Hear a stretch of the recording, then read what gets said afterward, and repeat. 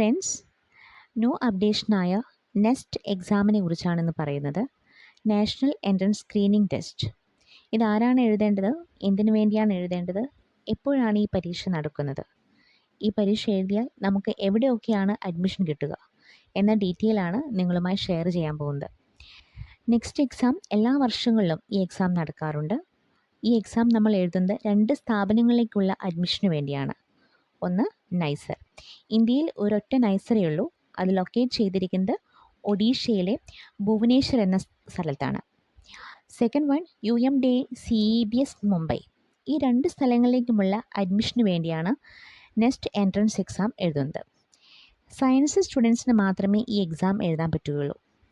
ഇതിനകത്ത് 2025 next exam എഴുതണമെങ്കിൽ ഒന്നുകിൽ നമ്മൾ 2023 പാസ് ഔട്ട് ആയിരിക്കണം, അതല്ലെങ്കിൽ 2024 പാസ് ഔട്ട് ആയിരിക്കണം, അതുമല്ലെങ്കിൽ 2025 എക്സാം എഴുതാൻ പോകുന്നവരായിരിക്കണം. ഈ 3 ടൈപ്പ് ഓഫ് എക്സാം ഹാൻഡിൽ ചെയ്യുന്ന കുട്ടികൾക്കാണ് നെക്സ്റ്റ് എക്സാം അപ്ലൈ ചെയ്യാൻ പറ്റുകയുള്ളൂ. നെക്സ്റ്റിൻ്റെ ഡീറ്റെയിൽഡ് ആയിട്ടുള്ളൊരു നോട്ടിഫിക്കേഷൻ ഇതുവരെ വന്നിട്ടില്ല.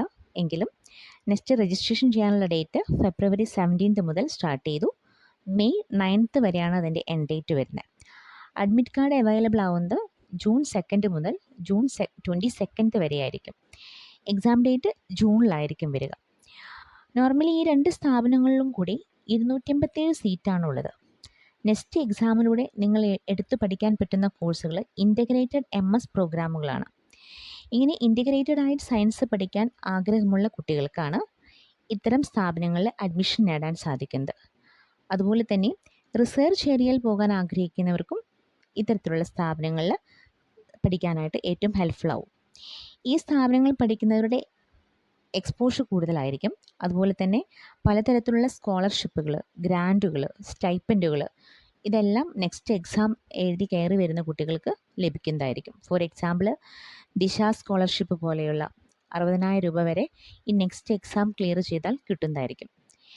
ഫിസിക്സ്, കെമിസ്ട്രി, ബയോളജി, മാത്സ് ഈ 4 വിഷയങ്ങളിൽ നിന്നും ക്വസ്റ്റ്യൻസ് വരും. ഓരോ സബ്ജക്റ്റിൽ നിന്നും 60 മാർക്കിനുള്ള ക്വസ്റ്റ്യൻസ് ആണ് ഉണ്ടായിരിക്കുക. അങ്ങനെ ടോട്ടൽ 240 മാർക്കാണ് ടോട്ടൽ വരുന്നത്.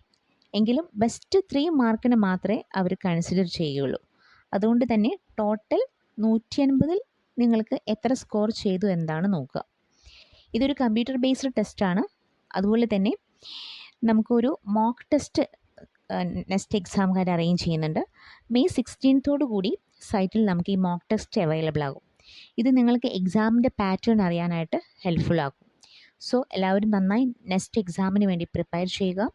കൂടുതൽ അപ്ഡേഷനായി താഴെ കാണുന്ന ലിങ്കിൽ ക്ലിക്ക് ചെയ്യുകയോ കമൻറ്റിൽ പ്രൊഫൈൽ എന്ന് ടൈപ്പ് ചെയ്യുകയോ ചെയ്യുക. Thank you.